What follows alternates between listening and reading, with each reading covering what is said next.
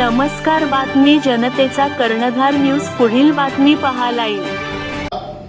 समोर एक गोष्ट बोलायची आहे, तेवढं बोलून मी माझं या ठिकाणी भाषण संपवणार.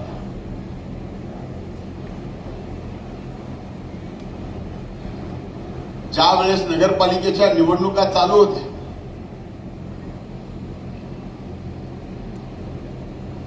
महाराष्ट्रभर नगरपालिकेच्या निवडणुकीचं वातावरण होतं. मी मात्र वेगळ्याच वातावरणात होतो. सर्व दूर एकट्या धनंजय मुंडेला बदनाम करण्यासाठी जे काय करता येईल ते महाराष्ट्रातले मोठे मोठे मोठे मोठे नेते करत होते.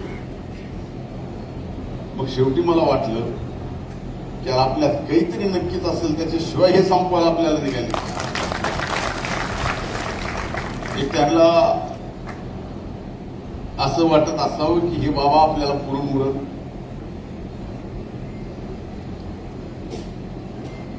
तशा परिस्थितीत एवढं वातावरण, social media, electronic media, print media, युट्यूबचे चॅनल एवढं भान केलं की तशा परिस्थितीत सुद्धा या परळीच्या मायबाप जनतेने महायुतीच्या माग भरभक्कम पाठिंबा दिला आणि ऐतिहासिक विजय या ठिकाणी मिळवून दिला.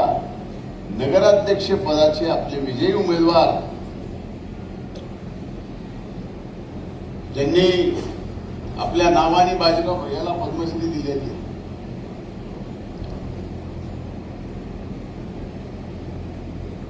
16,000 मताच्या फरकाने.